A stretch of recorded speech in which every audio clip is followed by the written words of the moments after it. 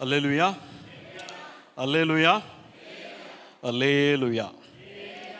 நம் தெய்வன் நல்ல தெய்வன், நம் தெய்வன் நல்ல தெய்வன், நம் தெய்வன் நல்ல தெய்வன். பார்த்துக்கோங்க, உங்களுக்கும் எனக்கும் ஒரு பெரிய உறவு இருக்கு, ஒரு பெரிய சம்பந்தம் இருக்கு. நம்ம எல்லாரும் ஒரே தகப்பனை உடையவர்கள், நம்ம எல்லாரும் ஒரே ஆவியை சுமக்கிறவர்கள், நம்ம எல்லாரும் ஒரே இரத்தத்தினால் மீட்கப்பட்டவர்கள், நம்ம எல்லாரும் ஒரே பரலோகத்துக்கு போகிறவர்கள். நான் உங்களில் ஒருத்தன், நம்ம ஒரே குடும்பம், நீங்க என்னுடைய சகோதர சகோதரிங்க. ஆகையினால என்ன ஒரு அந்நியனா பார்க்காதீங்க. நான் உங்களை போல ஒருத்தன் உங்க முன்னாடி நிற்கிறேன். ஆண்டவர் நம்மளோட நம்ம மூலம் பேசட்டும். நம் தெய்வன் நல்ல தெய்வன். பார்த்துக்கோங்க, நான் எப்பவும் எந்த சபைக்கு போனாலும் முதன்முறையாக இந்த பிரசங்கத்தை செய்வது வழக்கம். ஏன்னா எல்லாருக்கும் தேவையான ஒரு காரியம். இன்னைக்கு உலகம் முழுவதும் ரட்சிக்கப்பட்டவர்களும் ரட்சிக்கப்படாதவர்களும் துன்புற ரெண்டு விஷயம். இன்னைக்கு உலகத்தையே ஆட்டி படைத்து கொண்டு இருக்கிற ரெண்டு மிக முக்கியமான காரியம்னா, ஒன்று பயம், இன்னொன்று கவலை. கவலையும் பயமும் இல்லாத மனுஷன் பூமி கீழே தான் இருக்கிறான். செத்து போயிட்டான். செத்து போனவனுக்கு கவலை கிடையாது, அவனுக்கு என்ன நடக்குன்னே தெரியாது. ஆனால் உயிரோடு இருக்கிறவங்க எல்லாருக்கும் எல்லாரையும் ஆட்டி படைக்கக்கூடிய ரெண்டு காரியம் இருக்கு. அது எது வரைக்கும்? ஆண்டோடைய வார்த்தையை தெரிஞ்சுக்கிற வரைக்கும். தெரிஞ்சுக்கிட்டான்னு வச்சுக்கோ, நீ பயப்படவும் மாட்ட, கவலைப்படவும் மாட்ட. ஏன்னா நம்ம யாருன்னு நமக்கு தெரியும், நம்ம யாருடையவங்கள்னு நமக்கு தெரியும். வாசிங்க, யாத்திரையாகமம் 4ஆம் அதிகாரம் 2-3. யாத்திரையாகமம் 4, 2ஆம் வசனம், 3ஆம் வசனம். கர்த்தர் மோசையை நோக்கி, உன் கையில் இருக்கிறது என்ன என்றார். ஒரு கோல் என்றான். அதை தரையிலே போடு என்றார். தரையிலே போட்டபோது அது சர்ப்பமாயிற்று. மோசே அதற்கு விலகி ஓடினான். பார்த்துக்கோங்க, மோசே கிட்ட அநேக வருஷமா அந்த கோல் இருந்தது. மோசே கிட்ட அநேக வருஷமா அந்த கோல் இருந்தது. செத்துப்போன ஒரு கோல், செத்துப்போன ஒரு கோல். கோல் செத்து போச்சு, கோலுக்கு உயிர் இல்லை. ஆனா கோலுக்குள்ள ஒரு உயிருள்ள பாம்பு இருக்கு. யோசிச்சு பாருங்க, கோல் செத்து போச்சு, கோலு கையில இருக்கு, கீழே போடுறான், கோலுக்குள்ள இருந்து ஒரு உயிருள்ள பாம்பு வருது. அதே போலதான் செத்து போன உனக்கும் எனக்குள்ள ஒரு உயிருள்ள தெய்வன் இருக்கிறார். நிறைய நேரங்களை பார்த்துக்கோங்க, நம்ம யாருன்னு தெரியல, பிறரால வெறுக்கப்பட்ட, ஒதுக்கப்பட்ட, மதிக்கப்படாத, இகழப்பட்ட நமக்குள்ள வானத்தையும் பூமியும் படைத்த தேவன் இருக்கிறார். பல வேளையில நம்ம யாருன்னு நமக்கு தெரியல.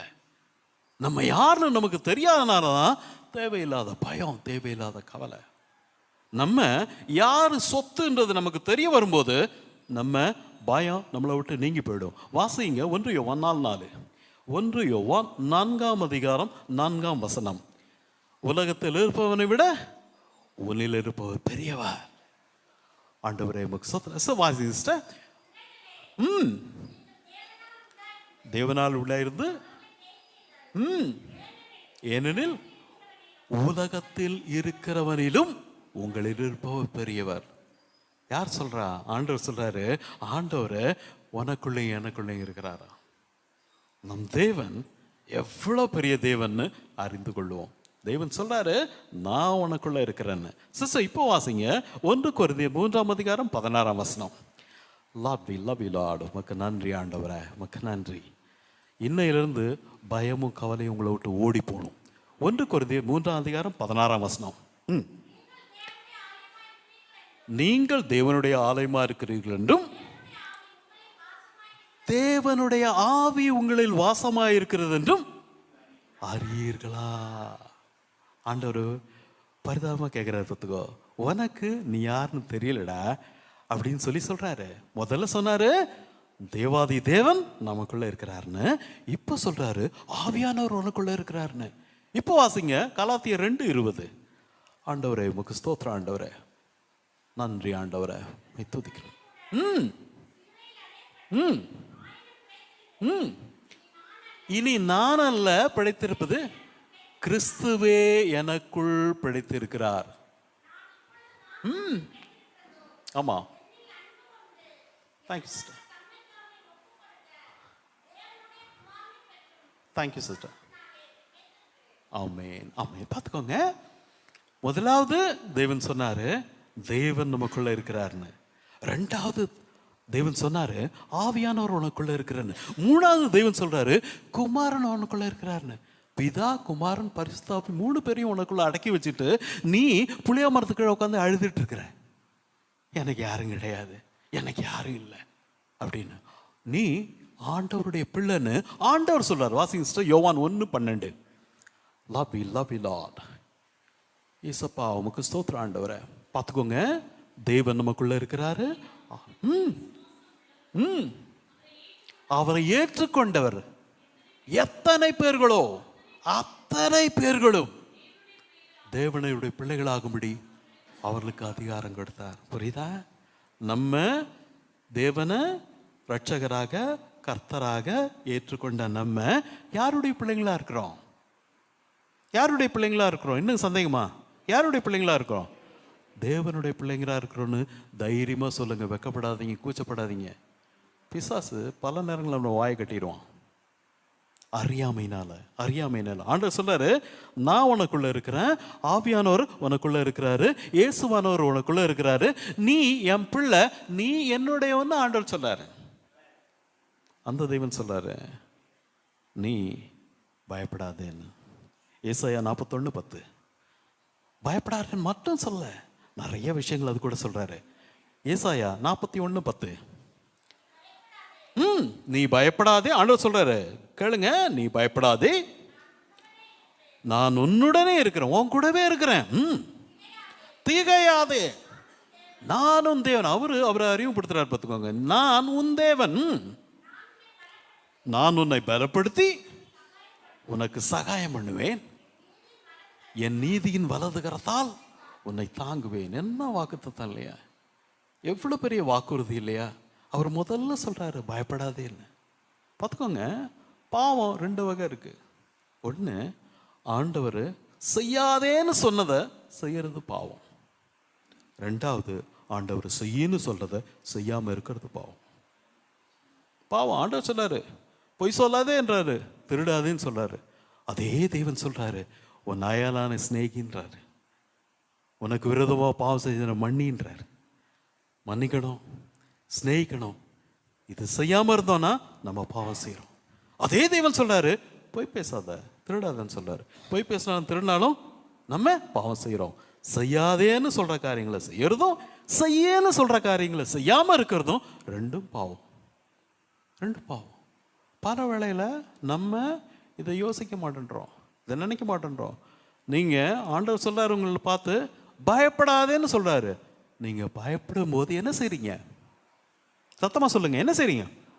பாவம் செய்றீங்க. தேவனை நீங்க சந்தேகப்படுறீங்க, தேவனை நீங்க அவமதிக்கிறீங்க, தேவனுக்கு நீங்க ஒரு விலை வைக்கல, தேவனை நீங்க மைண்ட் பண்ணாம இருக்கிறீங்க. அவரை அவமதிக்கிறது தான் இது நம்ம பயப்படுறது. பல நேரங்களுக்கு தெரியல. நான் சொன்னேன் ஆவியானவர் கூட இருக்கிறாரு, உங்களுக்குள்ள இருக்கிறாரு, ஆண்டவர் உங்களுக்குள்ள இருக்கிறாரு, இயேசுவானவர் உங்களுக்குள்ள இருக்கிறாருன்னு. ஆனா அந்த தேவன் எவ்வளோ பெரிய தேவன்னு பல வேளையில் நமக்கு தெரியாது. சிஸ்டர் வாசிங்க 1 ராஜாக்கள் 8:27. We love you Lord, we love you. அப்பா உமக்கு ஸ்தோத்திரம் அப்பா, நன்றி ஆண்டவரே, உமக்கு நன்றி. 1 ராஜாக்கள் 8:27. வாசம் பண்ணுவாரோ, வானங்களும் வானாதி வானங்களும் உம்மை கொள்ளாதே. பாருங்க, வானங்களும் வானாதி வானங்களும் தேவனை கொள்ளாதான். அந்த தேவன் உன்னுடைய இருதயத்தில் என்னுடைய இருதயத்தில் வாசம் செய்கிறாராம். யோசிச்சு பாருங்க, 5 லிட்டர் பாத்திரத்தில் 10 லிட்டர் தண்ணி ஊற்ற முடியுமா? தண்ணி சிந்தி போயிடும், தண்ணி கீழே விழுந்துடும் இல்லையா? தண்ணி வீணா போயிடும். அதே போல உன் இருதயத்துக்குள்ள வானத்தையும் வானமும் வானாதி வானங்களும் கொள்ளாத தேவன் உங்களுக்குள்ள வாசம் செய்கிறார்னா அப்போ உன் இருதயம் எவ்வளோ பெரிய இருதயம். ஏன்? நீ ஆண்டவருடைய பிள்ளை. ஆண்டவருடைய பிள்ளை ஆனதுனால அவ்வளோ பெரிய இருதயத்தை உனக்குள்ள வச்சிருக்காரு. நம் தேவனை பார்த்துக்கோங்க. நம்ம தூதர்களோ இயற்கையோ விலங்குகளோ பறவைகளோ அப்பான்னு கூட முடியாது. தூதர்கள் ஆண்டவருடைய சமூகத்தில் உட்கார கூட முடியாது, அவங்க நின்றுட்டு தான் இருப்பாங்க. அவங்க பணிவிடை ஆவிகள். அவங்க நமக்கு செக்யூரிட்டி கார்டு மாதிரி, பாடி கார்டு மாதிரி. அதான் சங்கீதம் 34:7 சொல்லுது, தேவனுக்கு பயப்படுறவங்கள சூழ பாலை இறங்கி தேவதூதர்கள் விடுவிக்கிறாங்க. எபிரேயர் 1:14 தேவன் சொல்றாரு, ரட்சிக்கப்பட்டவங்களுக்கு தேவதூதர்கள் பணிவிடைக்காரராக இருக்கிறாங்கன்னு. அவங்க வேலையாட்கள், நமக்கு வேலையாட்கள். இந்த தேவனை அப்பான்னு கூப்பிடக்கூடிய உரிமை உனக்கு எனக்கு தான் இருக்கு, வேற யாருக்கும் கிடையாது. பல வேளையில் நம்ம நினைக்கிறதில்ல, நம்ம தேவனுடைய சாயலும் ரூபத்திலையும் உருவாக்கப்பட்டவங்க. ஆதியாகமம் 1:26 வாசிங்க சிஸ்டர். ஆதியாகமம் 1:26. நான் சொல்கிற வார்த்தைகள்லாம் நல்லா கேட்டுக்கோங்க. இதெல்லாம் கேட்கும்போது பார்த்துக்கோங்க, உங்கள் பயம் நீங்கி போகும், உங்கள் கவலை நீங்கி போகும், நீங்கள் விடுவிக்கப்படுவீங்க. நீங்கள் எல்லாரும் மனசுக்குள்ள சிறைச்சாலையிலேருந்து வெளியில் வந்துடுவீங்க. நமது சாயலாக, பிதா குமாரன் பரிசுத்தாவி, நமது சாயலாக நமது ரூபத்தின்படியும் மனுஷனுடைய பார்த்துக்கோங்க. சாயல்னு சொல்லும்போது அதனுடைய அர்த்தம் என்னன்னா, பார்க்க தேவன் நம்மள மாதிரி தான் இருப்பார். 2 கண்கள், 2 செவி, 1 வாய், 2 கைகள். இதே மாதிரி நம்மள மாதிரி தான் தேவன் பார்க்கறதுக்கு இருப்பார். அது தேவனுடைய சாயல். 2வது தேவனுடைய ரூபம்னு சொல்றது, தேவனை போல நம்ம செயல்பட முடியும். அதனால தான் தேவன் சொன்னாரு, உன்னுடைய நாவில மரணமும் ஜீவனும் உன் நாவில வச்சிருக்கிற, நீ சொல்றது நடக்கும்டான்னு. இந்த உலகம் ரிமோட் கண்ட்ரோல் மாதிரி நம்ம பேசுறத செய்யும். நீதிமொழிகள் 18:21 வாசிங்க. நீதிமொழிகள் 18:21. நிறைய வேலையில் பார்த்துக்கோங்க, நம்மளை அறியாம நம்மளை நாமளே சபிச்சுக்கிறோம். மரணமும் ஜீவனும் உன் நாவின் அதிகாரத்தில் இருக்கும். பார்த்துக்கோங்க, மரணமும் ஜீவனும் ஆண்டவருடைய நாவல இல்லை, பிசாசு நாவல இல்லை, உன் நாவல இருக்கு.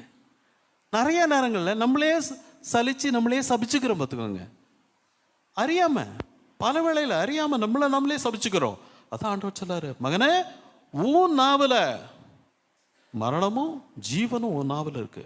ஆகையினால நம்ம பேசும்போது ஆரோக்கியத்தையும் ஆசீர்வாதத்தையும் நன்மையையும் நம்ம பேசணும். பார்த்துக்கோங்க, அநேக வேளையில் நம்மளை அறியாம கோபத்தில், பதட்டத்தில், அவசரத்தில் வாய் தவறி பேசிடுறோம். அது நம்மளை நாமளே சபிக்கிற மாதிரி ஆயிடும். பார்த்துக்கோங்க. அதனால தேவன் சொல்றாரு, உன் நாவில மரணம் இருக்கு, ஜீவன் இருக்கு, கவனமா இருக்க. இனிமேல் நீங்க பேசும்போது கவனமா பேசுங்க. ஒன்றும் தெரியலையா, அமைதியா இருந்துருங்க, அமைதியா இருங்க. உங்க கோபம் உங்களை விட்டு போகிற வரைக்கும் அமைதியா இருங்க. கோபமா இருக்கிற நேரத்தில் நீங்க செய்யக்கூடிய மிகவும் ஞானமா செய்யக்கூடியது ஒரு காரியம் என்னன்னா, அமைதியா இருங்க. கோபமா இருக்கிற நேரத்தில் நம்ம வாயிலிருந்து வர வார்த்தைங்க அநேக வேளையில் ஒரு நல்ல வார்த்தையா இருக்காது. நம்ம யாராவது கோபமாக இருக்கும்போது I love you, I love you, I love யூன்னு சொல்லுவோமா? சாபிச்சிருவோம். நான் ஏன் இங்கே வந்த, எப்போ சொல்லிடுவோம். அப்படி சொல்லக்கூடாதுன்னு ஆண்டவர் சொல்றாரு. மிக கவனமாக இருக்கணும், மிக கவனம். சிஸ்டர் எண்ணாகமம் 14:28 வாசிங்க சிஸ்டர். எண்ணாகமம் 14:28.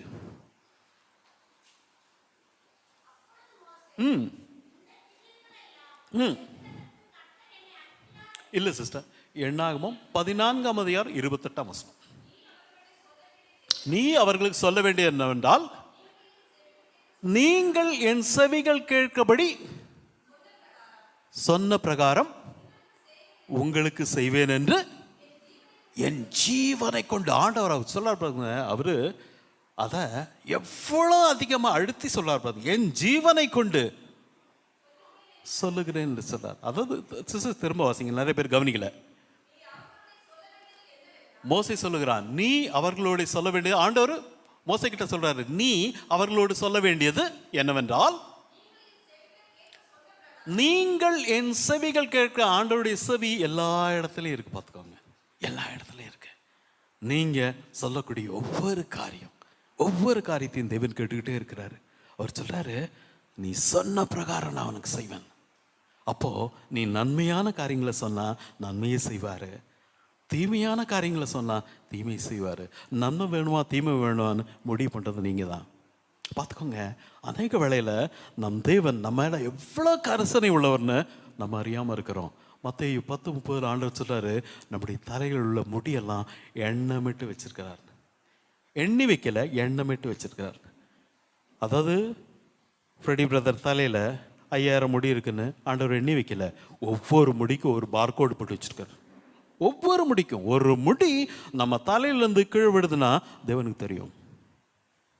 நம்ம அநேக வேளையில் பார்த்துக்கோங்க, நம்ம மிகவும் அற்பமா நினைக்கக்கூடிய காரியம், அற்பமா சொல்லக்கூடிய காரியம், அற்பமா பேசக்கூடிய நீ போடாயன் அப்படி சொல்லிடுவோம். ஆனா அந்த முடிக்கு கூட தேவன் என்ன வச்சுக்கிறார்? ஏன்னா நீ தேவனுடைய பிள்ளை. அவருக்கு தெரியும், என் பிள்ளை தலையில் இருக்கிற முடி அவ்வளோ முக்கியம்னு ஆண்டவர் கணக்கு வச்சிருக்காரு. நமக்கு தெரியல. நம்ம நினைக்கிறோம், ஆண்டவர் என்னை மறந்துட்டாரோ, ஆண்டவர் என்னை நினைக்காம போயிட்டாரோ, என் வாழ்க்கை இப்படியே போயிடுமோ, நான் இப்படியே இருப்பேனோ அப்படின்னு பல வேளையில் நம்ம நினச்சி தேவையில்லாமல் பெதற்றோம். பார்த்துக்கோ, தேவையில்லாமல் வளர்றோம், தேவையில்லாமல் மன அழுத்தத்தில் விழுந்து போகிறோம், தேவையில்லாமல் நம்ம வேதனைப்பட்டு யாரு கூடயும் பேசுறதில்ல, அமைதியாயிடுறோம். எல்லாம் இழந்து போயிட்ட மாதிரி. ஆண்டவர் சொல்றாரு, நீ எனக்கு அவ்வளோ முக்கியமானவன், உன் முடிக்கு கூட பார்கோடு வச்சிருக்கணும். சங்கீதம் 56:8 சொல்லுது, அது வாசிச்சிட்டேன். சங்கீதம் 56:8 அது சொல்லுது, தேவன் நம்ம கண்ணீரெல்லாம் அவருடைய துருத்தியில் வச்சிருக்கிறார். ஏன் எண்ணி இருக்கிறீர்? என் கண்ணீரை உம்முடைய துருத்தியில் வைத்திருக்கிறீர். கணக்கில் அல்லவோ உள்ளது. பார்த்துக்கோங்க, ஆண்டவர் உங்க கண்ணீருக்கெல்லாம் கணக்கு வச்சிருக்காரு.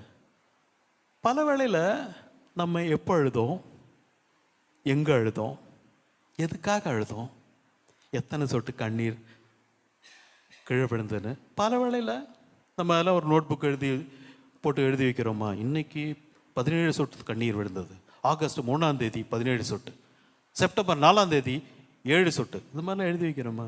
ஒன்றும் கிடையாது. நமக்கு தெரியாது எப்போ அழுதோம், எங்கே அழுதோம், யார் முன்னாடி அழுதோம். சில ஆம்பளைங்க பார்த்துக்கோங்க, வேலை ஸ்தலத்தில் படுற கஷ்டம், குடும்பத்துக்காக நிறைய அவமானம் வரும், தலைகுனிவு வரும், அவங்களுடைய மேனேஜ்னுடைய திட்டு கேட்பாங்க. எதுக்காக? மனைவிக்காக, பிள்ளைகளுக்காக. பல நேரங்களில் அவங்க மனசுக்குள்ளே அழுவாங்க, யார்ட்டையும் சொல்ல மாட்டாங்க. சொல்லி பிரயோஜனம் இல்லை. அப்பா அம்மா இருந்தால் போய் அப்பா அம்மா கிட்ட சொல்லலாம், எல்லார்ட்டையும் சொல்ல முடியாது, சொல்லி பிரயோஜனம் கிடையாது. அதே மாதிரி மனைவியுமா இருக்கணும், அவங்கள மட்டும் இல்லை, உங்களையும் சொல்கிறேன்.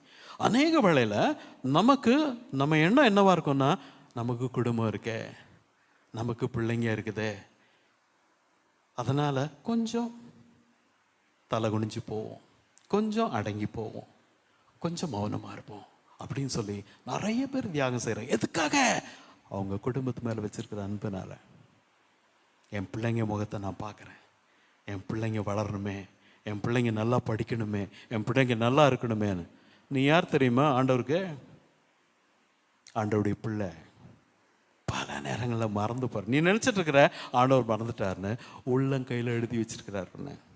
ஏசாயா 49:15-16 உன்னை உள்ளங்கைகளில் எழுதி வச்சிருக்கிறாரு. சகரியா 2:8 உன்னை கண்மணியேன்னு அழைக்கிறாரு. பல நேரங்களில் நம்ம இந்த உண்மைகள்லாம் அறியாமல், இந்த உண்மைகள்லாம் தெரியாமல், இதெல்லாம் நினச்சி பார்க்காம நம்ம பல வேளையில் ஆண்டவரை நம்ம வேதனைப்படுத்துகிறோம். இந்த மாதிரிலாம் சொல்லி நம்ம தாய் தகப்பனுக்கு முன்னாடி போயிட்டு பிள்ளைங்க கோபத்தில் ஒவ்வொன்று பேசும்போது வேதனையாக இருக்கும். அவங்களுக்கு வேதனையாக இருக்கும், சொல்ல மாட்டாங்க. வேதனையாக இருக்கும், சொல்ல மாட்டாங்க. உனக்காக நான் என்னெல்லாம் பண்ணேன், என்னெல்லாம் செஞ்சேன், எது ஒரு சின்ன காரியத்துக்காக பிள்ளைங்க எடுத்தெறிஞ்சு பேசுகிறாங்க, தூக்கிப்பட்டு போயிடுவாங்க, அவ்வளோதான். சில நேரத்தில் நீங்கள் ஃபோன் பண்ணுவாங்க தாய் தகப்பன்மார், பிள்ளைங்க ஆன்சர் கூட பண்ண மாட்டாங்க. அதுக்கப்புறம் வீட்டுக்கு வந்தோன்னே சாப்பிட வருவாங்க. அப்போ சிரிச்சுக்கிட்டே நீங்கள் சாப்பாடு போடுவீங்க. அப்போ கேட்பீங்க, என்னப்பா கால்? இல்லைம்மா நான் பிஸியாக இருந்தேம்மா, நான் மீட்டிங்கில் இருந்தேம்மா. இதுதான் வாழ்க்கை. பல வேளையில் ஆனால் தேவனுக்கு எல்லாம் தெரியும். தேவன் சொல்கிறாரு, நீ என் பிள்ளடா அப்படின்னு. தேவன் சொல்கிறாரு, நீ என் மகன். பல வேளையில் நம்ம தேவையில்லாத துக்கம், சஞ்சலம், தவிப்பு, அந்த தேவன் உங்ககிட்ட சொல்கிறாரு, இன்னைக்கு நீ பயப்படாதேன்னு.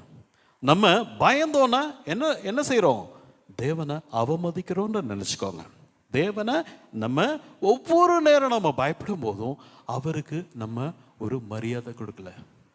ஒரு பெரிய ராஜா கிட்ட போய் எனக்கு ஒரு டீ வாங்கி கொடுங்கன்னு சொன்னால் அவருக்கு எப்படி இருக்கும்? ஒரு பெரிய ராஜா அவங்ககிட்ட கேட்குறாரு, உனக்கு என்னடா வேணும்ன்ட்டு. எனக்கு ஒரு டிஷர்ட் வேணும். ராஜா கிட்ட கேட்கும்போது ஒரு நகரத்தை கேட்கலாம், அவன் ராஜ்யத்தினுடைய பாதி கேட்கலாம். பல வேளையில் அதான் சொல்றாரு, என்னை நோக்கி கூப்பிடு, நீ அறியாதும் உனக்கு எட்டாத காரியங்களை நான் அறிவேன். அதுல ரெண்டு உண்மை இருக்கு. ஒன்று, நீ அறியாத விஷயம், உனக்கு தெரிஞ்சிருக்கிற விஷயம் தெரியாம இருக்கிறது ஒன்று. ரெண்டாவது, உனக்கு எட்டாத விஷயம் சொல்றாரு, உனக்கு எட்டாத பெரிய காரியங்களை நான் உனக்கு அனுப்பியிருப்பேன். பல நேரத்தில் பார்த்துக்கோங்க, நம்ம எல்லாம் பிஸி ஆயிடுறோம். ஆண்டவரை தேடுறதுக்கு பிஸி ஆயிடுறோம். கேட்டால் சொல்கிறோம், இந்த வேலை அந்த வேலை, இப்படி இருக்குது அப்படி இருக்குது அப்படின்னு சொல்லிட்டு நிறைய பேர் ஒரு வார்த்தை பைபிள் வசனத்தை வாசிக்காமல், ஒரு ஜெபம் செய்யாமல் வீட்டை விட்டு பல நேரங்களில் நம்ம வெளியே போயிட்டு வரோம். நம்ம நிற்பதும் நிர்மூலமாக இருப்பதும் அவருடைய சுத்த கிருபை. ஒவ்வொரு முறை உன் படுக்கையிலிருந்து எழுந்திருக்கிறது அவருடைய கிருபை. எத்தனை பேர் இந்த உலகத்தில் இல்லை பார்த்துக்கோங்க. ஒரு குழந்தை இந்த உலகத்துக்கு பிறந்து வரணும்னா கிட்டத்தட்ட 9 மாதம் ஆகும். பார்க்குறவங்களாம் கேட்பாங்க, எப்போ பிரசவம், எப்போ பிரசவம், எங்கே பிரசவம் பார்க்கலான்னு இருக்கிறேன் எல்லாம் கேட்பாங்க. கிட்டத்தட்ட 9 மாதம் 9.25 மாதம் ஆகிடும் ஒரு குழந்தை பிறக்கிறதுக்கு. தெரியும் ஜனங்களுக்கு ஒரு புது ஜீவன் இந்த வீட்டுக்கு வரப்போகுது அப்படின்னு எல்லாருக்கும் தெரியும். ஆனால் ஒரு மனுஷன் அந்த உலகத்துக்கு விட்டு கடந்து போக 9 செகண்ட் கூட வேண்டாம், பேசிட்டே இருக்கும் போயிடும். இதுதான் வாழ்க்கை. எப்பவும் உயிர் போதும் அடுத்தது ஆண்டோடைய சமூகத்தில் நீப்ப. கவனமா இருங்க, எப்பவும் ஜாக்கிரதையோடு இருக்கணும். விளையாட்டு கிடையாது. நிறைய பேர் நினைச்சிட்டு இருக்காங்க நம்ம வாழ்க்கை இப்படியே போயிட்டு இருக்கணும். ஒன்றும் கிடையாது. சுனாமி போஸ்டர் ஒட்டிடா வந்தது. போஸ்டர் எழுதி, நான் இன்னைக்கு காலையில் 10 மணிக்கு நான் சுனாமியாக வருகிறேன். ஜனங்க தூங்கிட்டு இருந்தாங்க, தெரியாது. சுனாமியினுடைய வேகம் 1300 கிலோமீட்டர். நீங்கள் சுனாமியை பார்க்கலாம் தப்பிக்க முடியாது. அவ்வளோதான். யோசிக்கிறதுக்குள்ள வந்து தூக்கிட்டு போயிடும். அவ்வளோதான். அதுதான் சுனாமி. அதுபோல நம்ம வாழ்க்கை அஸ்தமித்து போகாதபடி கவனமாக இருக்கணும். அந்த தேவன் அவங்ககிட்ட சொல்றாரு, நீ பயப்படாதீங்க. அவ்வளோ பயங்கரமான தேவன் நம் தேவன், அவ்வளோ பயங்கரமான தேவன். பல வேளையில் நம்ம ஓடி ஒளிஞ்சுக்கிறோம். எரேமியா 23:24 வாசிங்க sir. Jeremiah 23:24. We love you, Lord. We love you. இவனாகிலும் தன்னை காணாதபடிக்கு மறைவிடங்களில் ஒளித்து கொள்ள கூடுமோ? ஆண்டவர் கேட்கிறார். யாராவது ஒரு மனுஷன் கடவுள் கண்படாம எங்கேயாவது ஒளிஞ்சுக்க முடியுமான்னு பல நேரங்கள் நம்ம நினைக்கிறது இல்லை. ஆண்டவர் நம்மளை பார்க்க மாட்டாரு, ஆண்டவர் நம்மளை கேட்க மாட்டாருன்னு. பார்த்துக்கோங்க, ஆண்டவர் நம்முடைய இருதயத்தின் நினைவில் அறிஞ்சிருக்காரு. எரேமியா 17:10 வாசிங்க sir. Jeremiah 17:10. We love you, Lord. We love you.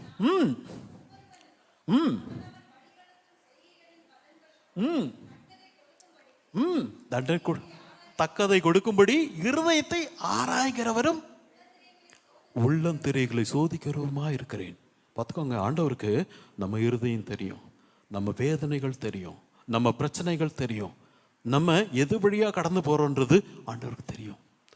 பல வேளையில் நம்ம நினச்சிருக்கிறோம் ஆண்டவர் மறந்து போயிட்டான்னு. பார்த்துக்கோங்க, நீங்கள் ஜெபிக்கிறதுக்கு முன்னாடி ஆண்டவருக்கு உங்களுக்கு என்ன தேவைன்னு தெரியும். மத்தேயு 6:8 வாசிங்க.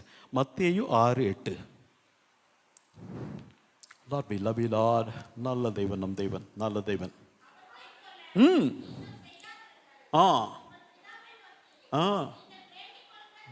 வேண்டிக் கொள்வதற்கு முன்னமே உங்களுக்கு என்ன தேவை என்று அவர் இருந்திருக்கார். நாளைக்கு வீட்டு வாடகை கட்டணும், நாளைக்கு வண்டி இஎம்ஐ கட்டணும், நாளைக்கு பிள்ளைங்க ஸ்கூல் ஃபீஸ் கட்டணும், நாளைக்கு மருந்து வாங்கணும். இந்த மாதிரி பல பிரச்சனைங்க இருக்குது, பலருக்கு இருக்குது. நம்ம எல்லாரும் மனுஷர். பல வேளையில் நம்ம நினைக்கிறோம், யாருக்கிட்ட தெரியாது, பல வேளையில் நினைக்கிறோம். ஆனால் ஆண்டவர் சொல்றாரு, இதெல்லாம் நீ ஜபம் பண்ணுறதுக்கு முன்னாடி அவருக்கு தெரியும். நம்ம தேவனை சில நேரங்களில் மறந்து போயிடுறோம். இதனால தான் தேவன் சொல்றாரு, என் ஜனங்கள் அறியாமையினால் சங்காரம் அடைகிறார்கள். ஓசியா 4:6 வாசிங்க. ஓசியா 4:6. அந்த வசனத்தில் 3 காரியங்கள் சொல்லப்பட்டிருக்கு. அந்த 3ஐயும் நான் சுட்டி காமிக்கிறேன். ஓசியா 4ஆம் அதிகாரம் 6ஆம் வசனம். We love you Lord, we love you.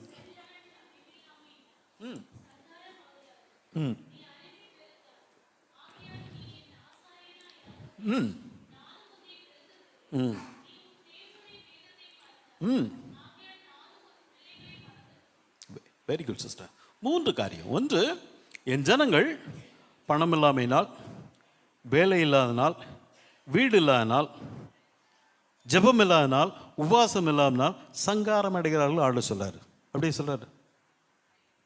அறியாமை, வேலை இல்லை, பணம் இல்லை, பொருள் இல்லை, உனக்கு நல்ல தொடர்பு இல்லை, பணக்கார தாய் தகப்பன் இல்லை. சிலர் சொல்லுவாங்க, அவங்க அப்பா என்ன பெரிய ஆளுப்பா, அவங்க அம்மா நல்ல வேலையில் இருக்காங்கப்பா, அந்த குடும்பம் பெரிய குடும்பம்ப்பா. ஆண்டவர் சொல்ல, அதனால் இல்லைடா ஒருத்தன் சாகிறது, அறியாமைனால, அறிவு இல்லாமனால. சிஸ்டர் யோவான் 8:32 வாசிங்க. We love you Lord, we love you. பார்த்துக்கோங்க, வேத புஸ்தகம் மிக முக்கியம்.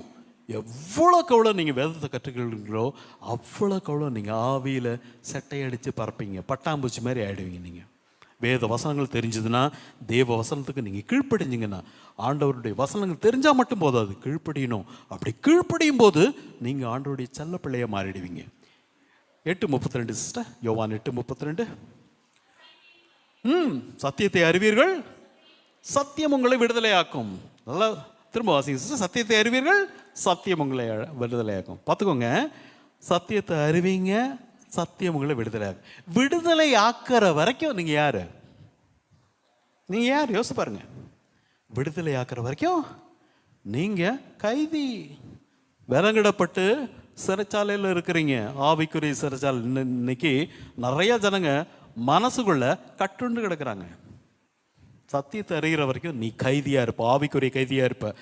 ஆவிக்குரிய குருடனா, ஆவிக்குரிய செவிடனா, ஆவிக்குரிய ஊமையா, ஆவிக்குரிய முடவனா முடங்கி கிடப்பேன். சத்தியம் எப்போ தெரியுதோ, சத்தியத்தை நீ எப்போ கடைபிடிக்கிறியா, கடைபிடிக்க ஆரம்பிக்கிறியோ, அப்போ வஞ்சனையில் தப்பிச்சிருவ, விடுவிக்கப்படுவ, சட்டை அடிச்சு பறப்பீங்க. வாசிங்க யாக்கோபு 1:22 ஆண்ட சொன்னாரு. பல வேளையில் பார்த்துக்கோங்க, நம்ம தேவனுடைய வார்த்தையை நம்ம கனப்படுத்துறது கிடையாது, அதை நம்ம எண்ணி பார்க்கறது கிடையாது. ஆகையினால தான் பல வேளையில் நம்ம ஏமாந்து போயிடுறோம். அதான் சொல்றாரு யாக்கோபு 1:22 திருவசனத்தை கேட்கிறவர்களாய் மாத்திரம் இல்லாம அதன்படி செய்கிறவர்களாய் இருங்கள். நீங்கள் உங்களை வஞ்சியாதபடி திருவசனத்தை கேட்கிறவர்களாயும் மாத்திரமல்லாமல் அதன்படி செய்கிறவர்களாயிருங்கள். அண்ணன் சொல்லாரு. நிறைய ஜனங்களுக்கு பார்த்துக்கோங்க, இந்த உலகத்தில் 3 காரியம் மிக முக்கியமான காரியம். ஒன்று, இயேசுவை அறிந்து கொள்வது. உலக ரட்சகர்னு இயேசுவை அறிந்து கொள்வது நிறைய ஜனங்களுக்கு தெரியும். அரசியல்வாதிங்க, ஐஏஎஸ் அதிகாரிங்க, ஐபிஎஸ் அதிகாரிங்க, பெரிய படிப்பு படித்தவங்க நிறைய பேருக்கு தெரியும், அவர் தான் ஜீவனுள்ள தெய்வம், உலக ரட்சகர்னு தெரியும். அதோடு அவங்க நிறுத்திக்குவாங்க. அதான் முதல் கட்டத்துக்குள்ளே வராங்க, அதோடு நிறுத்திக்குவாங்க. சிலருக்கு தெரிஞ்சதோடு நிறுத்திக்குவாங்க. ரெண்டாவது, அந்த தெரிந்த இயேசுவை நம்ம ஏற்றுக்கொள்ளணும். நம்ம ரட்சகரா, நம்ம கர்த்தரா அவரை ஏற்றுக்கொள்ளணும். அதான் புத்தி. அது ரெண்டாவது நிலை. மூணாவது நிலை, இந்த மாதிரி தேவனுக்கு ஊழியம் செய்யுது. இவங்களாம் இருக்காங்க இல்லையா, ஆண்டவருடைய வசனத்தை ஜனங்க கேட்கணும்னு சொல்லிட்டு பல தியாகங்களை செஞ்சு முன்னாடி உட்காந்துருக்காங்க, நடுவே உட்காந்துருக்காங்க. தெரியல, எல்லாரும் என் காசு, என் பணம், என் வீடு, என் சந்தோஷம் அப்படி இருந்தோன்னா எல்லாருக்கும் சுவிசேஷம் போகாது. ஆண்டவருக்கு மிக முக்கியமான காரியம் ரட்சிப்பு. உலகத்தினுடைய ரட்சிப்பு மிக முக்கியமானது. அதனால தான் அவருடைய ஒரே பேரான குமாரனை அவர் கல்வாரி சிலுவையில் கொன்று போட்டார். உனக்காகும் எனக்காகும். புரியுதா? நிறைய நேரங்கள் நமக்கு தெரியல, நிறைய நேரங்களில் நம்ம இதை உணர்றது கிடையாது, நிறைய நேரங்களில் சாதாரணமாக நம்ம எடுத்துக்கிறோம். ஒரு குழந்தை வீட்டில் இறந்து போச்சுன்னா அந்த தாய் தப்புன்னு அதனுடைய வலி தெரியும். ஒரு பிள்ளை இறந்துனா தமாஷ் கிடையாது, நம்ம சினிமாவில் பார்த்துட்டு வர மாதிரி கிடையாது. நிஜ வாழ்க்கையில் ஒரு பிள்ளை இறந்து போச்சுன்னா அந்த பெற்றோர் அவங்க கல்லறைக்கு போகிற வரைக்கும் அவங்க துடிச்சிக்கிட்டே இருப்பாங்க, சொல்ல மாட்டாங்க, நினச்சி நினச்சி நினச்சி அழுதுகிட்டே இருப்பாங்க. என் பிள்ளை போயிடுச்சேன், என் பிள்ளை போயிடுச்சு. அதே காரியத்தை தான் இயேசு செஞ்சார் உனக்காக எனக்காக. எதுக்கு தெரியுமா? நம்மளை பரலோகத்துக்கு கொண்டு போகிறதுக்காக. ஆண்டவர் என்ன சொன்னார் தெரியுமா? என் பிள்ளை கஷ்டப்பட வேணாம், நான் போய் அவனுக்கு ஆசை தர்றேன். என் பிள்ளை அடிபட வேணாம், நான் போய் அவனுக்கு ஆசை தர்றேன். என் பிள்ளை அவமானப்பட வேணாம், நான் போய் அவனுக்காக செஞ்சிடறேன். என் பிள்ளை நரகத்துக்கு போக வேணாம், நான் அவனுக்காக போயிடுறேன். நம்ம ஸ்தானத்தில் இயேசு சுவாமி வந்து நின்னார். அவர் தான் அப்போ தான் கல்வாரி சிலுவையில் தொங்கினார் இயேசு. அதனால் இப்போ என்ன சொல்கிறாருன்னா, நீ வந்து என் பேரை சொல்லி அதை என்ன நீ உன் ரட்சகராக உன் தேவனாக ஏற்றுக்கொண்டு பரலோகத்துக்குள்ளே போ அப்படின்றார். இயேசுவின் ரத்தம் நம்ம எல்லா பாவங்களிலிருந்து விடுவிச்சு நம்மளை பரலோகத்துக்குள்ளே கடத்தி விடும். ஆண்டவர் சொல்கிறார் எல்லாம் முடிஞ்சு போச்சுன்னு. நிறைய பேருக்கு தெரியல. நீ போய் கஷ்டப்பட வேண்டிய அவசியம் கிடையாது. நிறைய பேருக்கு தெரியல. நீ போயிட்டு அந்த மலைக்கு போகணும், அங்கே போகணும், இங்கே போகணும், அது செய்யணும், இது செய்யணும், நீ 10 லட்சம் ரூபாய் காசு கொடுக்கணும். ஆண்டவர் என்ன சொல்ல, நீ இருக்கிற இடத்துல உள்ளத்தின் ஆழங்கள்ல இருந்து இயேசுவை விசுவாசியா, மருத்துவரில் இருந்து அவர் உயிர் தெழுந்தார்னு விசுவாசி, அவரே என் சொந்த ரட்சகர் நம்ம ஏற்றுக்கொள்ளும் போது உடனடியாக அவர் பிள்ளையாயிடும். அவர் பிள்ளையானா அவருடைய பாதுகாப்புக்குள்ளே நம்ம வந்துடுறோம். நிறைய வேளையில் நம்ம நினைக்கிறோம் நம்மளை யாரும் பாதுகாக்கலன்னு. அதனால தான் ஆண்டவர் சொல்றாரு சங்கீதம் 34:7 வாசிங்க சிஸ்டர். ஆண்டவர் நமக்கு நிறைய காரியங்கள் கொடுத்துருக்கிறாரு, நம்ம அதெல்லாம் யோசிக்கிறதுல நமக்கு தெரியல. சங்கீதம் 34:7.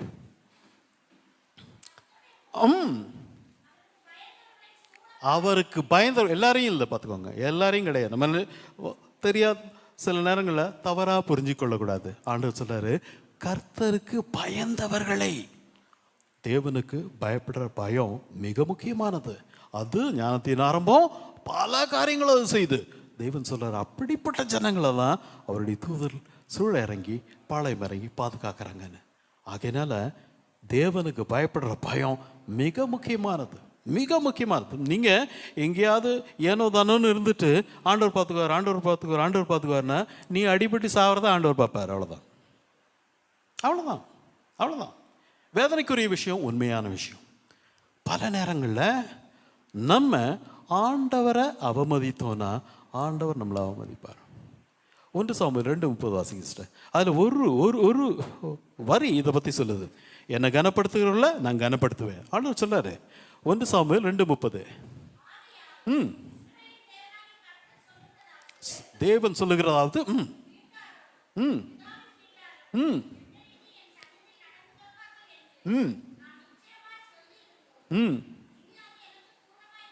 ஆமென் சொல்லிட்டாரு. என்னை கனம் பண்ணுகிறவர்களை நான் கனம் பண்ணுவேன். ஆண்டவர் உங்களை கனப்படுத்தணும்னா, உங்களை உயர்த்தணும்னா, உங்களை விடுவிக்கணும்னா, உங்களை வாழ வைக்கணும்னா, உங்களை கட்டி எழுப்பணும்னா நீங்கள் ஆண்டவரை தேடணும், நீங்கள் ஆண்டவரை தேடணும். பல வேளையில் நம்ம மறந்து போயிடுறோம். பல வேளையில் நம்ம இந்த காரியங்களை நம்ம மும்முரமாக எடுக்கிறதில்ல. நம்ம நிறைய நேரங்களில் இதை பற்றி ஜாக்கிரதையாக இருக்கிறதில்ல, ஏனோ தானு விட்டு விடுறோம். அதான் தேவன் சொல்றாரு என் ஜனங்கள் அறியாமையினால் சங்காரம் அடைகிறார். அறியாமைனால் நிறைய நேரங்களை பார்த்துக்கோங்க, நமக்கு தெரியாத விஷயம். ஏன் தெரியல? வேதத்தை புரட்டுறது கிடையாது, வேதத்தை வாசிக்கிறது கிடையாது, வேதத்தை தேடுறது கிடையாது. அதனால் தேவன் சொல்கிறாரு மகனை விழித்துக்கொள், மகளை விழித்துக்கொள். வாழ்க்கையில் இயேசு சொல்கிறார் 3 காரியங்கள் மிக முக்கியமானது. லூக்கா 10:42 வாசிங்க சார். லூக்கா 10:42. வானத்தையும் பூமி படைத்த தேவன் சொல்கிறாரு 3 காரியம் தான் மிக முக்கியமானது இந்த உலகத்தில். தேவையானது ஒரே விஷயம்தான் தேவை. மரியா தன்னை விட்டு எடுபடாத நல்ல பங்கை தெரிந்து கொண்டால். தேவையானது ஒன்றே, தேவ வசனம், வேத வசனம். அதை தான் நீங்கள் இன்னைக்கு ஆண்டவருடைய சமூகத்தில் அமர்ந்திருந்து கேட்குறீங்க. ரெண்டாவது ஆண்டவர் சொல்றாரு, அது நல்ல பங்கு. எது? தேவனுடைய வசனம் நல்ல பங்கு. மூணாவது தேவன் சொல்றாரு, இது ஒருபோதும் ஒன்றை விட்டு எடுபடாது. இது மட்டும் தான், வேற ஒன்றும் கிடையாது. வானத்தையும் பூமியும் படைத்த தேவன் நம்மகிட்ட சொல்றாரு. பார்த்துக்கோங்க, கவனமா இருங்க, கேட்டுக்கோங்க. நம்ம சில நேரங்களில் வேத வசனம் தெரியாதனால ஏனோ தானோன்னு வாழ்றோம். அந்த வாழ்க்கை, அந்த மெத்தனமான வாழ்க்கை மாறணும். பார்த்துக்கோங்க, இந்த வாழ்க்கை இப்படியே போயிட்டு இருக்காது. திடீர்னு ஒரு நாள் வரும், சொல்லுவாங்க, ஃப்ரெடி பிரதர் போயிட்டார், நேற்று போயிட்டாரு, நாளைக்கு சாயந்தரம் அவருக்கு அடக்கம்னு, அவ்வளோதான். அதுக்கப்புறம் சொல்லுவாங்க போனால் எங்கே இருக்குன்னு. அதுக்கப்புறம் ஃப்ரெடி பிரதர்னு சொல்ல மாட்டான், போனால் எங்கே இருக்கு, அவ்வளோதான், முடிஞ்சு போச்சு. அப்போது நம்ம இந்த பூமியில் வாழும்போது ஞானத்தோடையும் கவனத்தோடையும் ஜாக்கிரதையோடையும் தேவன் இருக்கணும் பண்ணுறாரு. இப்போ வாசிங்க சிஸ்டர், 39 வாசிங்க. அதே 10ஆம் அதிகாரம் லூக்கா 39 வாசிங்க. தெளிவுபடுத்துகிறார், பார்த்துக்கோங்க. இல்லை, லூக்கா 10ஆம் அதிகாரம் 39-42.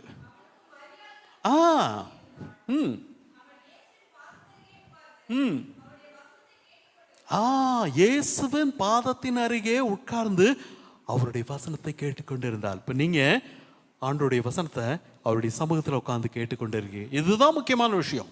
இதுதான் முக்கியமான விஷயம். இதுதான் முக்கியமானதும் நல்ல பங்கும், உங்களை விட்டு எடுபடாத பங்கும் இதுதான். வாசிங்க சிஸ்டர், கண்டினியூ பண்ணுங்க. பற்பல வேலைகள் செய்வதில் மிகவும் வருத்தம் அடைந்து அவரிடத்தில் வந்து, ஆண்டவரே, நான் தனியே வேலை செய்யும்படி கவலை இல்லையா? இயேசு இப்ப சொல்றாரு, இப்ப கவனிச்சுக்கோ, நீ கவனிச்சுக்கோ, விஷயத்தை தெரிஞ்சுக்கோன்னு இயேசு அவளை திருத்துறாரு. திருத்தி அங்க சொல்றாரு,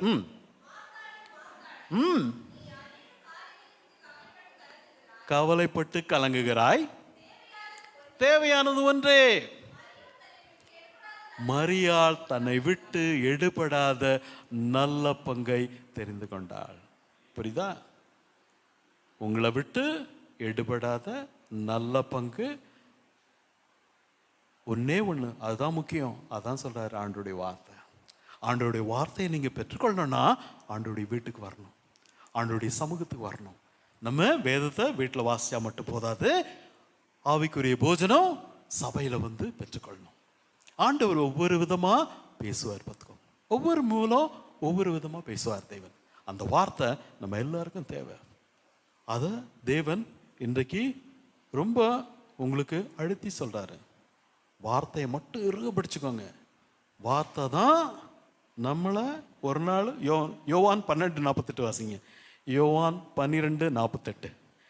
We love you Lord, we love you. என்னை தள்ளி என் வார்த்தையை ஏற்றுக்கொள்ளாதவனை நியாயம் தீர்க்கிறது ஒன்று இருக்கிறது, நான் சொன்ன வசனமே அவனை கடைசி நாள் நியாயத்திற்கு. புரியுதா? நீங்க ஆண்டோடைய சமூகத்துக்கு ஆண்டோடைய வார்த்தை தெரியாம அங்க போய் கோமாளி மாதிரி நிக்க கூடாது. இன்னைக்கு மனுஷர் முன்னாடி கோமாளி மாதிரி நில்லுங்க, கடவுள் முன்னாடி நிக்க கூடாது. மனுஷர் முன்னாடி கோமாளி மாதிரி நின்று கற்றுக்கொள்ள வேண்டியதை கற்றுக்கொண்டு செய்ய வேண்டிய காரியங்களை செய்யும் போது, பரலோகத்துக்கு போகும்போது ஆண்டவருக்கு முன்னாடி நீங்க ஜெயாலியா நிற்பீங்க, ஆண்டவருக்கு முன்னாடி வீரனா நிற்பீங்க. அதுதான் தேவன் விரும்புறாரு.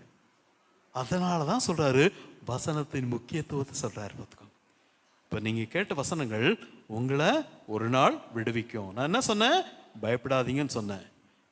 புரியுதா? பயப்படாதீங்க. இப்போ வாசிங்க மத்தேயு 6:34. We love you Lord, we love you. இப்போ ஒரு காரியத்துக்கு முற்றுப்புள்ளி வச்ச, பயம் இருக்கக்கூடாது உங்களுக்கு. நீங்க ஆண்டவருடைய பிள்ளை. ஆகையால் நாளைக்காக கவலைப்படாதிருங்கள்.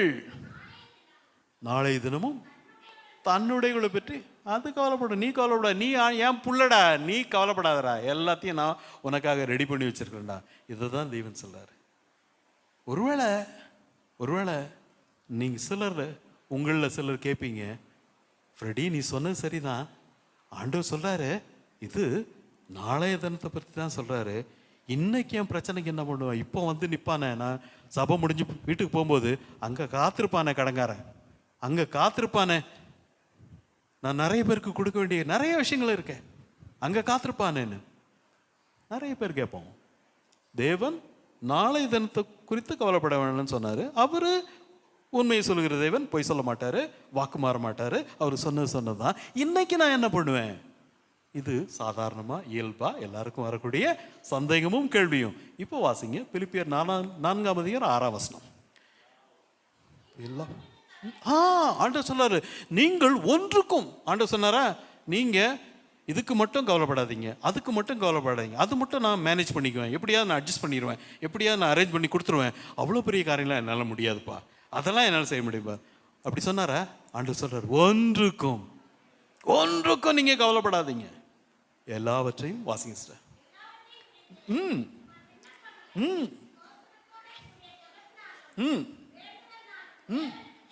அவ்வளோதான். ஆண்டவர் சொல்றாரு, நீ ஜெபம் பண்ணுடா, நீ ஜெபம் பண்ணு, என்கிட்ட சொல்லு, நான் பார்த்துக்கிறேன். நம்ம ஜெபிக்கிறதுக்கு முன்னாடி தேவனுக்கு தெரியும். ஆனாலும் நம்மளை ஜெபிக்க சொல்றது எது தெரியுமா? அழற பிள்ளை தான் பால் குடிக்கும், அழற பிள்ளைக்கு தான் பால் கிடைக்கும். பசின்னு வந்து சொல்லும் போது தான் தாய் வேக வேகமாக பரிமாறுவாங்க. சில நேரத்தில் நினைப்பாங்க இவன் ஆஃபீஸில் சாப்பிட்டு வந்திருப்பான், சில நேரத்தில் நினைப்பாங்க வெளியே சாப்பிட்டு வந்திருப்பான், சில நேரத்தில் நினைப்பாங்க முகம் தெளிவாக இருக்குது, ஒருவேளை பசி இல்லாமல் இருக்கலான்னு சொல்லிட்டு அவங்க வேலையை செஞ்சிட்ருப்பாங்க. வாய் திறந்து கேட்கும்போது தான் கிடைக்கும். ஆண்டவர் சொல்றாரு, நீ நாளை இது குறிச்சும் கவலைப்படாத, எதை குறிச்சும் கவலைப்படாத, தேவையானது ஒன்றே ஒன்று தான். வாசிங்க மத்தேயு 6:33 sister. We love you Lord, we love you. முதலாவது ஆண்டவர் சொல்ல, ரெண்டாவது மூணாவது நாலாவது சொல்ல, முதலாவது தேவனுடைய ராஜ்யத்தையும் அவருடைய நீதியும் தேடுங்கள், அப்பொழுது அதுக்கு மட்டும்தான், அது தேடுறவங்களுக்கு மட்டும்தான், எல்லாரும் கிடையாது. அப்பொழுது இவைகளெல்லாம் கொடுக்கப்படும். நீங்க போய் திரும்ப கேட்க வேணாம், கியூல நிற்க வேணாம், உங்க சீட்டு வர்றதுக்காக காத்திருக்க வேணாம். ஆண்டவர் சொல்றார், உங்களுக்கு கொடுக்கப்படும். ஆண்டவர் சொல்ற, முதலாவது தேவனுடைய ராஜ்யத்தையும் அவருடைய நீதியை தேடுங்கள், அப்பொழுது இவைகளெல்லாம்ன்றது வந்துட்டு ஒரு கோடிட்ட இடம் போல நீங்க போட்டுக்கலாம். எனக்கு ஒரு நல்ல கணவன் வேணும், எனக்கு ஒரு நல்ல மனைவி வேணும், எனக்கு பிள்ளைங்க வேணும், எனக்கு ஒரு நல்ல வேலை வேணும், எனக்கு ஒரு நல்ல வீடு வேணும், எனக்கு இது வேணும் அது வேணும், நீங்க என்ன வேணாலும் போட்டுக்கலாம். ஆனா அதுக்கெல்லாம் ஆரம்பம் ஆண்டவருடைய சமூகம். அங்கே முழங்கால் முடக்கி ஆண்டவரை தேடும்போது ஆண்டவர் எல்லாம் செய்வார். பார்த்துக்கோங்க, நீங்கள் காலையில் எழுந்த உடனே உங்கள் காலை கடங்கள்லாம் முடிச்சுட்டு முதலாவது நீங்கள் செய்ய வேண்டிய காரியம் முழங்கால் படிப்பிட்டு, நன்றி ஆண்டவரே, நீர் தந்த ஜீவனுக்கு நன்றி ஆண்டவரே, நீர் தந்த சுகத்திற்கு நன்றி ஆண்டவரே, நீர் தந்த பலத்துக்கு நன்றி ஆண்டவரே, நீர் தந்த ரட்சிப்புக்கு நன்றி ஆண்டவரே, நித்திய ஜீவனுக்கு நன்றி ஆண்டவரே, பரலோக வாழ்க்கைக்கு நன்றி ஆண்டவரே, குடும்பத்துக்கு நன்றி ஆண்டவரே, வேலைக்கு நன்றி ஆண்டவரே, ஒவ்வொன்றுக்கும் நன்றி சொல்லி பாருங்க, உங்க வாழ்க்கை வித்தியாசமாகும். முதலாவது நம்ம பார்த்துக்கோங்க, நமக்கு யாரும் இல்லை அப்படின்னு நினச்சி நம்ம வேதனைப்பட்டிருக்கிறோம், கவலைப்பட்டுருக்கோம். பல நேரங்கள் அப்படி யோசிக்கிறோம். நம்ம பல நேரங்களில் நமக்கு யாரும் இல்லைன்னு நம்ம நினைக்கிறோம், நமக்கு தெரியல. மீன் தொட்டியில் மீன் விளையாண்டு இருக்கும்போது மேலேருந்து அதுக்கு சாப்பாடு போடுவாங்க. அந்த மீன் தொட்டிக்காரங்க அதுக்கு நேரத்துக்கு சாப்பாடு போடுவாங்க, தண்ணி மாற்றுவாங்க, எல்லாம் செய்வாங்க. ஆனால் அந்த மீனுக்கு தெரியாது. அந்த மாதிரி தான் நீயும் நானும் பல நேரங்களில் இருக்கிறோம், நமக்கு தெரியாது. நம்மளை பாதுகாக்கிற ஒரு தெய்வன் இருக்கிறார். நமக்காக எல்லா காரியங்களும் ஒழுங்கு செய்கிற ஒரு தெய்வன் இருக்கிறார். நம்ம நினச்சிட்டு இருக்கிறோம் நம்ம யாரும் பார்வையிலும் இல்லை, நம்ம எல்லாராலையும் வெறுத்து ஒதுக்கப்பட்டோம், எல்லாராலையும் நம்ம கைவிடப்பட்டோம், நமக்காக காரியங்களை செய்யக்கூடிய ஒரு மனுஷன் இல்லைன்னு அப்படி நினச்சிட்டு இருக்கிறோம். வாசிங்க ரோமர் 14:8. ரோமர் 14:8. நான் இதெல்லாம் ஏன் சொல்லி தரேன்னா, இன்னையிலேருந்து ஜென்மத்துக்கும் நீங்கள் பயப்படவும் கூடாது, கவலைப்படவும் கூடாது. நாம் பிழைத்தாலும் கர்த்தருக்கென்று பிழைக்கிறோம், நாம் மரித்தாலும் கர்த்தருக்கென்று மரிக்கிறோம். ஆகையால் பிழைத்தாலும் மரித்தாலும் நம்ம யாருடையவர்களா இருக்கிறோம்? நீ ஏன் கவலைப்படுற? நீ ஏன் கவலைப்படுற? பல நேரங்களில் பார்த்துக்கோ தேவையில்லாத கவலை. ஆண்டவர் சொல்றாரு, நீ மகனே, நீ உயிரோடு இருந்தாலும் நீ என்னுடையவன், செத்து போனாலும் நீ என்னுடையவன், நீ உயிரோடு இருந்தாலும் செத்தாலும் என்னுடையவன்னு தேவன் தெளிவா சொல்றாரு. ஆனாலும் தேவையில்லாத கவலை, தேவையில்லாத பயம். நம்ம செய்ய வேண்டியது ஒரே ஒரு காரியம், தேவனை தேட வேண்டிய காரியம். அது தேவனை தேடும்போது, தேவனுக்கு முன்பாக நம்ம அர்ப்பணிக்கும் போது தேவன் நம்ம காரியங்களெல்லாம் செய்தறார். நம்ம காரியங்கள் எல்லாம் செய்து தர்றார். நீங்கள் உங்கள் எதிரிகளை நினச்சி, உங்கள் சத்துருக்களை நினச்சி ஒருவேளை பயப்படலாம், ஒருவேளை மனக்கலக்கம் இருக்கலாம், ஒரு பதட்டம் இருக்கலாம். வாசிங்க யாத்திரையாகமம் 23 அதிகாரம் 22 வசனம் சிஸ்டர். யாத்திரையாகமம் 23:22. ஆண்டு, நீ என் வார்த்தையை நன்றாய் கேட்டு நான் சொல்வதை எல்லாம் செய்வானால், ஆண்டு சொல்றாரு, நீ என் வார்த்தையை நன்றாய் கேட்டு, தயவு செய்து என் கை பாருங்க, கையில் என்ன இருக்குது? வேத புஸ்தகம். ஆண்டவர் சொல்றார், நீ என் வார்த்தையை, திரும்ப வாசிங்க சிஸ்டர், நீ அவர் வாக்கை நன்றாய் கேட்டு, சும்மா கேட்டு இல்லை, நன்றாய் கேட்டு தெளிவா தெரிஞ்சிருக்கணும். நான் சொல்வதை எல்லாம், ஏதாவது ஒண்ணு இல்லை, எல்லாம், நான் சொல்வதை எல்லாம் செய்வாய்களில் நான் உன் சத்துருக்களுக்கு சத்துருவாய், உன் விரோதிகளுக்கு விரோதியாய் இருப்பேன். யார் சொல்ற? யார் சொல்ற சிஸ்டர்? அங்க போட்டிருக்கா, ஃப்ரெடி பிரதர் போட்டிருக்கா, உங்க பேர் போட்டிருக்கா, ஐயா பேர் போட்டிருக்கா, யார் பேர் போட்டிருக்கு? ஆண்டவர் சொல்ற. ஆண்டவர் பொய் சொல்லுவாரா? ஆண்டவர் பொய் சொல்லுவாருங்கள தைரியமா கை தூக்கி ஒரு அல்லையிலே சொல்லுங்க. ஆண்டவர் பொய் சொல்ல மாட்டார். ஆண்டவர் பொய் சொல்ல மாட்டார். அப்படி இப்படின்னு உங்களை எழுப்பிட்டேன், பார்த்துங்க, தூங்குறவங்கள எழுப்பிட்டேன். கர்த்தர் ஸ்தோத்திரம். தேவன் சொல்றாரு, நீங்க அவருடைய வார்த்தையை கேட்டு அவருடைய வார்த்தையின்படி செய்வீங்கன்னா, ஆண்டவர் சொல்றாரு, உன் சத்துருக்கு நான் சத்ருவாயிடுவேன், உன் எதிராளிக்கு நான் எதிராளி ஆயிடுவேன்.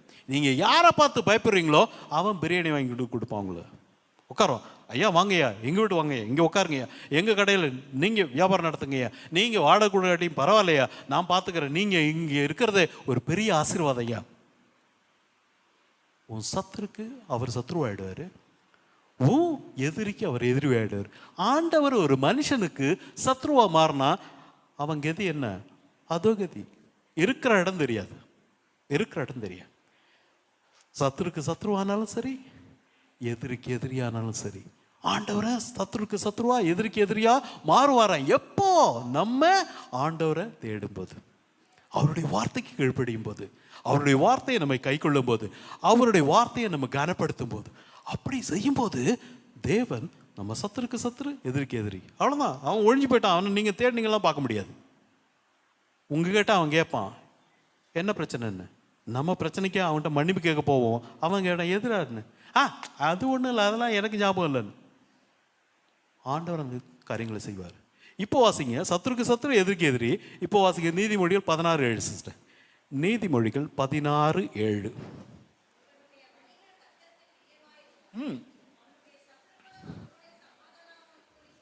ஆமென். பார்த்துக்கோங்க, ஆண்டவர் சொல்றாரு, உன்னுடைய வழிங்க ஆண்டவருக்கு பிரியமா இருந்தா, ஆண்டவருடைய வார்த்தைக்கு நீங்க கீழ்ப்படிந்து ஆண்டவரை ஏற்றுக்கொண்டீங்கன்னா, உன்னுடைய சத்துருக்களும் உனக்கு சிநேகிதனாகும்படி செய்திருவார். புரியுதா? முதல்ல நான் சொன்னேன், சத்துருக்கு சத்துரு, எதிரிக்கு எதிரியா மாறுவார் தேவன். இப்ப சொல்றாரு ஆண்டவர், உன் சத்துருக்கள் உனக்கு சிநேகிதரா மாறிடுவாங்க. நீங்க எவனை பார்த்து பயந்து ஓடுனீங்களோ அவன் உங்களை தேடிட்டு வருவான். சொல்லுவான், அண்ணா எங்க இருக்கீங்கன்னா உங்களை தேடி தான் ஒன்று. நம்ம சொல்லுவோம், இல்லப்பா நான் கொஞ்ச நாள் அரேஞ்ச் பண்ணி கொடுத்தேன். என்ன சொல்? அதெல்லாம் விடுங்க, நான் உங்களை பார்க்க வந்து வேற விஷயம். அப்படியே ஃப்ரெண்ட் ஆகிடும். பழசெல்லாம் அவன் மறந்துடுவான், புதிய வாய்ப்புகளை தருவான், புதிய கதவுகளை திறப்பான். எவனை பார்த்து நீ பயந்து ஓடுனியோ அவன் உன்னை தேடி வருவான். எப்போ? ஆண்டவருக்கு நம்ம கீழ்ப்படியும் போது, ஆண்டவருடைய வார்த்தையை நம்ம அபியாசப்படுத்தும் போது, ஆண்டவருடைய வார்த்தை நமக்கு தெரிஞ்சிருக்கணும், அதன்படி வாழ முற்படணும். அப்படி செய்யும் போது தேவன் நம்ம சத்துருக்கள் சத்துரு, எதிரிக்கு எதிரியா மாறி நம்ம சத்துருக்களை நம்ம சிநேகிதராக மாற்றிடுவார். நம்ம சிநேகிதராக சத்துரு மாறிட்டா நம்ம போகிற இடம்லாம் திறந்த வாசல், நமக்கு தடை ஒன்றும் கிடையாது. யாரை பார்த்தும் கூச்சப்பட வேணாம், யாரை பார்த்தும் பயப்பட வேணாம், யாரை பார்த்தும் நம்ம மனம் தளர்ந்து நிற்க வேண்டாம். போகிற இடம்லாம் கதை திறந்துடும், தடனே இருக்காது. எந்த இடத்துக்கு போனாலும் அது நம்ம சொந்த வீடாக இருக்கும். எல்லா இடங்களையும் நமக்கு வரவேற்பு காத்திருக்கும். இதை யார் செய்கிறா? ஆண்டவர் செய்கிறார். எப்போ செய்வார்? ஆண்டவர் நம்ம தேடும்போது. அதான் ஆண்டவர் சொல்லார், நீ என்னை தேடுன்னு.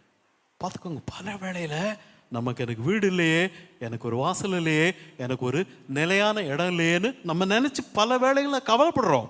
ஆனால் ஆண்டவர் நமக்கு ஒரு அற்புதமான இடத்த ஆயத்து பண்ணி வச்சிருக்காரு. சிஸ்டர் வாசிங்க சிஸ்டர், பிலிப்பியர் 4:4 வாசிங்க, அதுக்கப்புறம் 3:20 வாசிங்க. 4:4 முதல்ல வாசிங்க. எப்பொழுதும் சந்தோஷமாயிருங்கள், சந்தோஷமாயிருங்கள் என்று மறுபடியும் சொல்லுகிறேன். மறந்து போயிடாத, சந்தோஷமா இரு. ஆண்டவர் சொல்லார், ஆண்டவர் சொல்லார் சந்தோஷமா இருங்க. அது எப்போ? எப்பொழுதும் சந்தோஷமாயிருங்கள். திரும்பவும் சொல்றார், திரும்பவும் சொல்லுகிறேன் சந்தோஷமாயிருங்கள். இப்போ வாசிங்க சிஸ்டர், 3:20 வாசிங்க. 3:20. நம்முடைய குடியிருப்போ பரலோகத்தில் இருக்கிறது. பார்த்துக்கோ, நீ ஒரு சின்ன வீடு, ஒரு குடிசை கட்டுறதுக்கு, ஒரு சின்ன வீடு கட்டுறதுக்கு நீ படாத பாடுபட்டு இருக்க. பார்த்துக்கோ, நீ சம்பாதிக்கிற காசெல்லாம் அதில் போட்டு தேவையில்லாத கவலை, தேவையில்லாத மன உளைச்சல், தேவையில்லாத அழுத்தம், தேவையில்லாத பயம், தேவையில்லாத கவலை பல நேரங்களில் நம்ம மாய்த்து கொள்கிறோம். சம்பாதிக்கிறதுல முக்காவாசி ஒரு வீடு கட்டணும்னு நம்ம கொடுக்குறோம். யாராவது இறந்து போனவங்க, பெரிய பணக்காரங்க இறந்து போனவங்க யாராவது ஏதாவது கூட கொண்டு போயிருக்காங்களா? உங்களுக்கு தெரிஞ்ச சொல்லுங்க, எனக்கு இது வரைக்கும் தெரியாது. யாராவது தெரியுமா? நல்லா யோசித்து பாருங்க, யாரும் இருக்காங்களா? பெரிய பெரிய ராஜாக்கள் கடந்து போகும்போது வெறும் வெள்ளை 2 வெள்ளை துண்டு துணி தான், அவ்வளோதான்.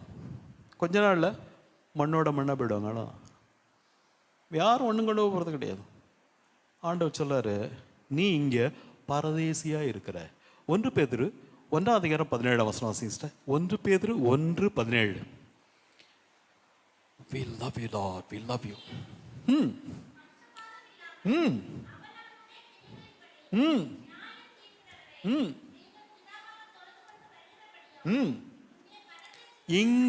இங்கே பரதேசிகளாய் சஞ்சரிக்கும் அளவும் நம்ம பரதேசிங்க. இந்த உலகத்துல நம்ம பரதேசிங்க. ஆண்டவர் சொல்ல, இங்கே நீங்கள் புறப்பட்டு போய் வீடு கட்டுங்கள், நீங்கள் புறப்பட்டு போய் தோப்பு வாங்குங்கள், நீங்கள் புறப்பட்டு போய் 10 சவரன் செயின் வாங்கி பாஸ்டருக்கு போடுங்கள். இதெல்லாம் ஆண்டவர் சொல்ல, நீங்கள் புறப்பட்டு போய் சுவிசேஷம் அறிவிங்கள். புரியுதா? ஆண்டவர் சொன்னாரு, புறப்பட்டு போய் சுவிசேஷம். உனக்கு என்ன தேவைன்னு எனக்கு தெரியுண்டா. அதான் ஆண்டவர் சொன்னாரு, சந்தோஷமாயிருங்கள். மறுபடியும் சொல்லுகிறேன், சந்தோஷமாயிருங்கள். உங்கள் வீடு பரலோகத்தில் இருக்கிறது. புரியுதா? அதை இயேசு தெளிவுபடுத்தினார். யோவான் 14:2-3 வாசிங்க. யோவான் 14:2-3.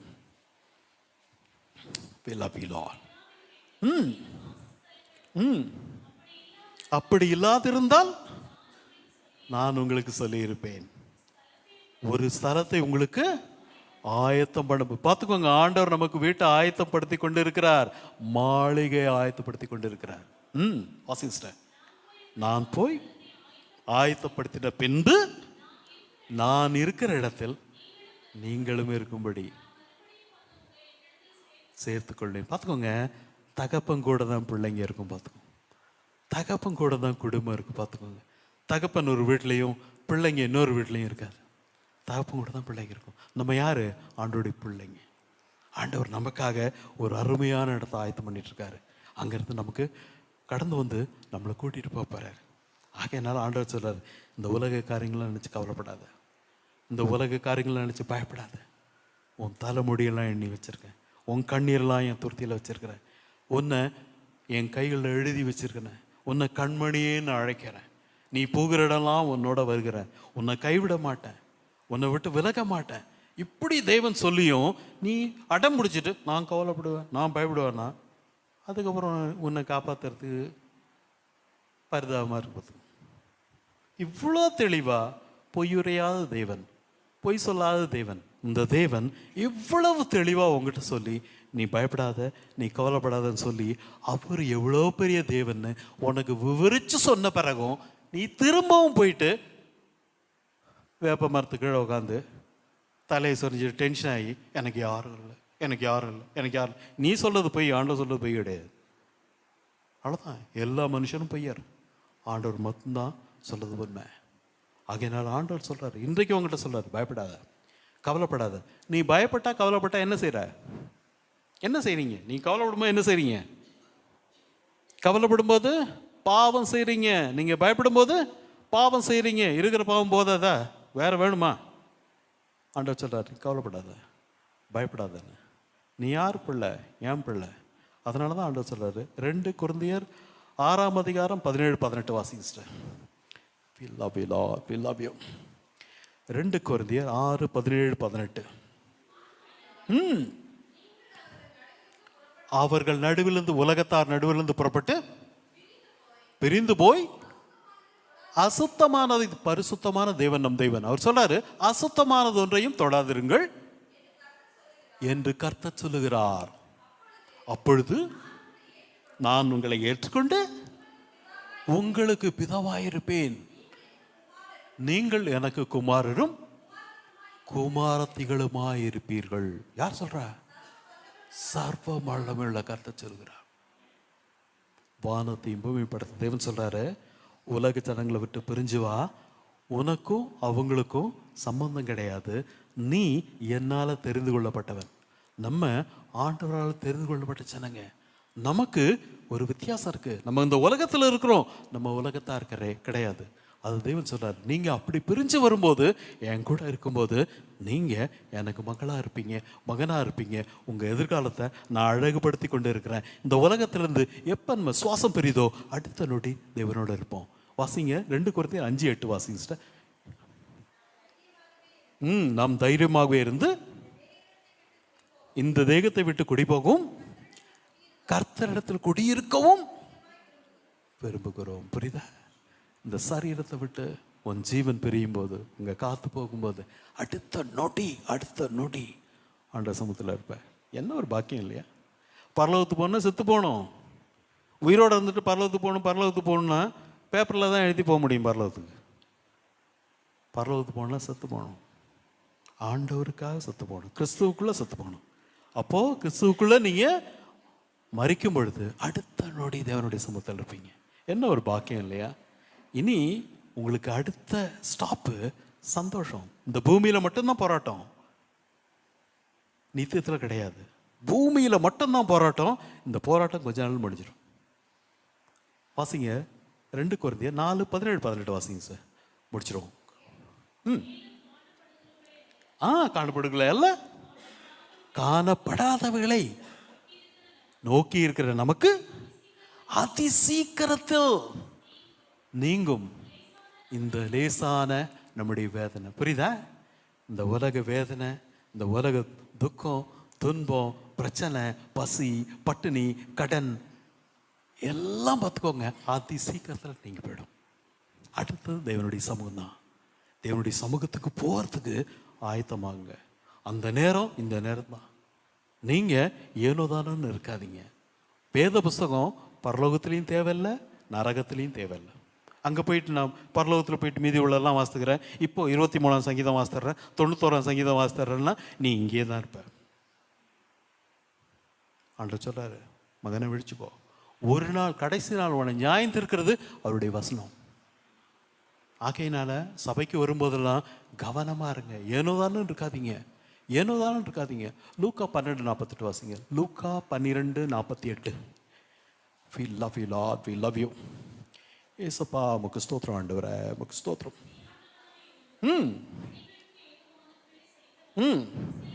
சில அடிகள் போயிடுவான். எவனிடத்தில் அதிகம் கொடுக்கப்பட்டதோ அவனிடத்தில் அதிகம் கேட்கப்படும். கவனமா இருங்க. சபைக்கு வந்துட்டு பிரசங்கிக்கும் போதெல்லாம் தூங்கிட்டு அதுக்கப்புறம் வீட்டுக்கு போயிட்டு திரும்ப அடுத்த வாரம் சபைக்கு வந்துட்டு இதே மாதிரி தூங்கிட்டு இருந்தீங்கன்னா ஆண்டவர் உங்களுக்கு அடியும் ஜாஸ்தி கொடுப்பாரு, நிறைய உங்கள்கிட்ட கேட்பார். அதிகம் கொடுக்கப்பட்ட இடத்தில் அதிகம் கேட்கப்படும். விடுத்துக்கொள்ளுங்க. இந்த உலகம் நம்மளை பல நேரங்களில் ஏற்றுக்கொள்றதில்ல. பல நேரங்களில் இந்த உலகம் நம்மளை வெறுத்துவதுக்கு ஏற்றுக்கொள்றதில்ல. நம்ம எல்லாருக்கூடையும் சக மனுஷரை போல இருக்க முடியாது ஆண்டவருடைய பிள்ளைங்க. ஏன்னா நம்ம தேவன் பரிசுத்த தேவன், நம்ம பரிசுத்தமாக இருக்கிறன்னு விரும்புகிறாரு. அந்த தேவன் சொல்கிறாரு. எதனால் அதுனா யோவான் 15:19 வாசிங்க சிஸ்டர். யோவான் 15:19. நீங்கள் உலகத்தாரை இருந்தாலும் உலகம் தங்களுடைய சிநேகிதது போல நீங்கள் உலகத்தாராய் இராதபடி இல்லை. கவனிச்சுக்கோங்க, நமக்கும் உலகத்துக்கும் சம்மந்தம் கிடையாது. உலகத்தில் இருக்கிறோம், ஆனால் உனக்கு ஒரு எல்லை இருக்கு. அந்த எல்லையை தாண்டி அங்கே போயிடாத, கவனமா இரு. அதான் சொல்றார் ஆண்டவர். நான் உங்களை உலகத்திலிருந்து தெரிந்து கொண்டபடியால் உலகம் உங்களை பகைக்கிறது. புரியுதா? உலகத்து ஜனங்க நம்மளை அநேக வேளையில் ஏற்றுக்கொள்றதில்ல, நம்மளை வரவேற்கிறதில்ல, நம்மளை அவங்கள ஒரு ஆளை பாரி நம்மளை பார்க்கறதில்ல. நம்மளை தூரத்தை பார்க்கும்போது சொல்லுவோம், இதே இந்த அல்லையிலேயே கூட்டண்டா அப்படின்னு. நிறைய பேர் சில ஜனங்கள் நம்மளை அவங்க ஆட்டத்தை சேர்த்துக்க மாட்டாங்க. இவன் குடிக்க மாட்டான், இவன் சிகரெட் பிடிக்க மாட்டான், இவன் அது செய்ய மாட்டான், இது செய்ய மாட்டான், இவனால் ஒரு பிரயோஜனம் கிடையாதுன்னு ஆண்டவர் தான் சொல்றாரு. நான் உன்னை தெரிந்து கொண்டிருக்கிறேன், நீ இங்கே உள்ளவல்ல, உனக்கு எதிர்காலம் பரலோகம், பரலோகத்துக்கு ஆயத்தப்படுகிற வேலை இந்த வேலை. ஆகையினால ஆண்டோடைய வார்த்தையை கவனமாக கேளுங்க. கேட்கறது மட்டும் இல்லை, ஆண்டோடைய வார்த்தையை தியானிக்கிறது மட்டும் இல்லை, ஆண்டோடைய வார்த்தையை கை கொள்ளுங்க, மற்றவர்களுக்கு கற்றுக் கொடுங்க. கை கொள்ளணும், பிறருக்கு கற்றுக் கொடுக்கணும். முதல்ல ஆண்டோடைய வார்த்தையை கற்றுக்கொள்ளணும். அது தேவனுடைய சமூகத்தில் கற்றுக்கொள்றீங்க. ரெண்டாவது, கற்றுக்கொண்ட வார்த்தையை கடைபிடிக்கணும். மூன்றாவது, அந்த வார்த்தையை பிறருக்கு கற்றுக் கொடுக்கணும். நம்ம போகிற பரலோகத்துக்கு அவனும் வரணும். அவனுக்காகவும் இயேசு ரத்தம் சிந்தினார், அவனும் வரணும். ஆகையினால சொல்ல வேண்டியது நம்ம கடமை. அவங்க அதை நம்புறாங்களோ நம்பலையோ, ஏற்றுக்கொள்றாங்களோ ஏற்றுக்கொள்ளையோ, அது நம்ம பிரச்சனை கிடையாது. அது ஆவியானவர் பார்த்துக்குவார். யோவான் 8:9 வாசி முடிச்சிருவோம். யோவான் 8:9. Lord we love you, Lord we love you.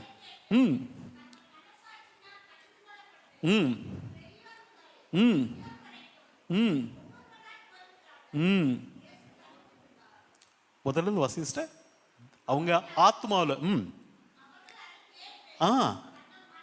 தங்கள் மனசாட்சியில் குத்துண்டு பார்த்துக்கோங்க. அந்த காரியத்தை செய்யறது ஆவியானவர், அது நம்ம வேலை கிடையாது, அது அவர் செய்வார். நம்ம சொல்ல வேண்டியது நம்ம கடமை. அவங்கள புரிய வச்சு அவங்கள ரட்சிப்புகளை கொண்டு வர வேண்டியது ஆவியாரனுடைய கடமை, ஆவியாரனை செய்வார். ஆகையினால தயவு செஞ்சு எவ்வளோக்கு எவ்வளோ ஆண்டோடைய வார்த்தையை கற்றுக்கொள்ள முடியுமோ, அதை கடைபிடிக்க முடியுமோ, அதை பிறருக்கு கற்றுக் கொடுக்க முடியுமோ செய்யுங்க. தேவன் உங்களோடு இருக்கிறார், பயப்படாதீங்க.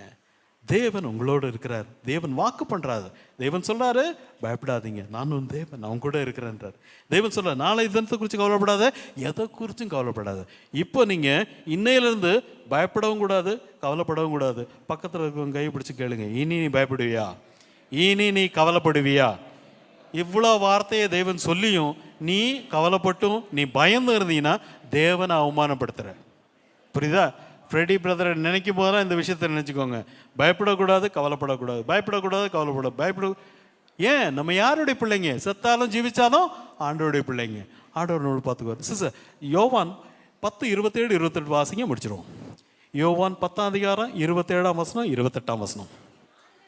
என் ஆடுகள் என் சத்தத்தை செவி கொடுக்கிறது, நான் அவைகளை அறிந்திருக்கேன். ஆடுகள்னு ஆண்டவர் சொல்ற, நம்மள சொல்றார் பார்த்துக்கோங்க. நம்ம அவருக்கு செவி கொடுக்கிறோம், தேவன் நம்மளை அறிந்திருக்கிறார். அவைகள் என் பின் செல்கிறது, நம்ம தேவனை பின்பற்றி போறோம். அவைகளுக்கு நித்திய ஜீவனை கொடுக்கிறேன், அவைகள் ஒரு காலம் கெட்டு போவதில்லை, ஒருவனும் அவைகளை என் கையிலிருந்து பறித்து கொள்ள முடியாது. புரியுதா? தேவனுடைய பலத்த கரத்துல நீ நான் அடங்கி இருக்கிறோம். புரியுதா? நம்மளை ஒரு மனுஷனும் கொண்டு போக முடியாது. அதான் ஆண்டவர் சொல்றாரு. அதனால தான் ஆண்டவர் சொல்றாரு, ஒன்றை குறிச்சும் நீ பயப்படாத, ஒன்றை குறிச்சும் கவலைப்படாத. பயமும் கவலையும் இனி இந்த செய்தியை கேட்கிற ஒருத்தருக்கும் கிடையாது. புரியுதா? ஆண்டவருடைய வார்த்தையை கேளுங்க, அதை கடைபிடிங்க, மற்றவங்களுக்கு கற்றுக் கொடுங்க. பரலோக ராஜ்யத்தில் நம்ம எல்லாரும் ஒருத்தர் சந்திப்போம். ஆமென், அல்லேலூயா. வாய்ப்பு தந்த போதகருக்கு நன்றி, எல்லாருக்கும் நன்றி. God bless you all. நல்லா கரங்களை தட்டி ஒரு வாழ்த்துக்கள் சொல்லுமா? கர்த்தர் கொடுத்த நல்ல வார்த்தைகளுக்காக கர்த்தரை ஸ்தோத்திரிக்கிறேன். என்ன உங்களுக்கு புரிந்தது அப்படின்றது இப்போ கேட்க போகிறேன். என்ன சொன்னார் அப்படின்னா, பயப்படாமலும் கலங்காமலும் தைரியமாக இருங்க அப்படின்னு சொன்னார். வசனத்தின்படி கர்த்தர் உங்கள் வாழ்க்கையில் ஏதாவது பயத்தோடு நீங்கள் வந்திருப்பீங்கன்னா கர்த்தர் நிச்சயமாக இந்த வார்த்தையின்படியாக உங்களோடு இடைப்படுவராக. வேதத்தில் அந்த வேத வல்லுநர்களும் சொல்கிறது 365 தடவை பயப்படாது என்று இருக்குது. அதனால் ஒரு நாளைக்கு ஒரு வசனத்தை வச்சு நம்ம ஜெபிக்கணும் அப்படின்னு வேத வல்லுநர் சொல்கிறாங்க. அதேபோல் பயப்படாதே அப்படின்னு வேதத்தில் ஆண்டவர் யாரை பார்த்து சொன்னார்னா, ஆண்டவரால் பயங்கரமாக பயன்படுத்தப்பட்ட எல்லாரையும் பார்த்து தான் சொல்கிறார் ஆண்டவர் பயப்படாது. அப்போ ஆண்டவரால் பயன்படுத்தப்பட்ட எல்லா தேவ மனுஷனும் என்ன பண்ணியிருக்காங்கன்னா பயந்துருக்காங்க. அப்போ கண்டிப்பாக நம்மவும் பயந்துட்டு தான் இருப்போம். அதனால் பயம் எவ்வளோ பெரிய பயில்வானாக இருந்தாலும் அவங்களுக்கு என்ன இருக்கும், இருதயத்தில் பயம் இருக்கும். ஒரு மனுஷன் சும்மா நெஞ்சு வலி வந்துகிட்டே இருந்துச்சான். எப்போ பார்த்தாலும் நெஞ்சு வலி வரும்போதெல்லாம் ஹாஸ்பிட்டலுக்கு போயிட்டு எனக்கு ஹார்ட் அட்டாக் அப்படின்னா அந்த நர்ஸு எல்லாரும் அந்த ஹாஸ்பிட்டலில் பதறிப்பே அவனுக்கு ஹெல்ப் பண்ணாங்களாம். இப்போ ஒரு நாள் நிஜமாலே அவனுக்கு ஹார்ட் அட்டாக் வந்துருச்சு. அவன் போய் எனக்கு ஹார்ட் அட்டாக் வந்துருச்சுன்னா அப்படி தூக்கி ஓரமாக என்ன பண்ணிட்டாங்களா, பக்கத்தில் படுக்க வச்சுட்டாங்க. ரொம்ப கஷ்டப்பட்டார். அதுபோல் நம்ம பயம்ன்றது எல்லாருக்குமே வரும். ஆனாலும் அதனால தான் ஆண்டவர் சொல்லார், நீங்கள் பயப்படாமலும் கலங்காமலும் இருங்க, தேவனிடத்தில் விசுவாசம் இருங்க அப்படி சொல்கிறோம். நம்ம எவ்வளோ பெரிய நம்ம பரிசுத்தவான்களாக இருந்தாலும் சரி நமக்கு பயம் இருக்கும். அதனால் நம்ம ஆவிக்குரிய வாழ்க்கையில் நம்ம அதில் தைரியமாக இருக்கணும். முக்கியமாக அவர் சொன்னது போல் 2 பாவங்கள் இருக்குது. ஒன்று செய்கின்றதை நம்ம செய்யாதது, இன்னது செய்யாதன்றதை நம்ம செய்கிற. அதில் முக்கியமாக ஒரு காரணம் என்னென்னா நம்மளுடைய நாவு அதில் முக்கியமான ஒரு பங்கு. நாவின் அதிகாரம் மரணமும் ஜீவனும் நாவின் அதிகாரத்தில் இருக்குது. ஒரு நல்ல ஒரு கிறிஸ்தவ வாழ்க்கை, ஒரு நல்ல ஒரு ஆவிக்குரியவனை அவனுடைய ஒயிட் ஷர்ட்டை பார்த்து நம்ம கண்டுபிடிக்கிறோம். ஆனால் ஆண்டவர் ஒருவேளை நீங்கள் பரலோகத்துக்கு போகணுமா நரகத்துக்கு போகணுமா ஒரு நியாயத்தீர்ப்பு நாள் நிற்க வைத்தார்னா உங்கள் நாக்கை காட்டுன்னு தான் ஆண்டவர் சொல்லுவார். எப்படி நம்ம மருத்துவமனைக்கு போனோன்னா டாக்டர் நாக்கை தான் நீட்டு சொல்லுவார். ரெட் கலரில் இருந்தால் இந்த வியாதி, மஞ்சள் கலரில் இருந்தால் இந்த வியாதி, இல்லை நாக்கு ட்ரையாக இருந்தால் இந்த வியாதின்னு நாக்கை வச்சே நம்ம உடம்புல இருக்கிற வியாதியை சொல்லிடுவார். அதே போல் ஆண்டவர் நம்ம என்ன தான் அங்கே முட்டி போட்டு ஜெபிச்சு முழங்கால் பட்டிட்டு இருந்தாலும் ஓடி போன ஆண்டவர் நாக்கை காட்டுன்னு தான் சொல்லுவார். அங்கே தெரியும் நம்ம என்னென்ன பேசணும், அந்த ரங்கத்தில் என்ன பேசணும் எல்லாத்தையும். அதனால் அந்த ஆவிக்குரிய வாழ்க்கையில் நம்ம கவனமாக இருக்கணும். பவுல் தீமோத்திக்கு சொல்லும்போது சொல்கிறாரு,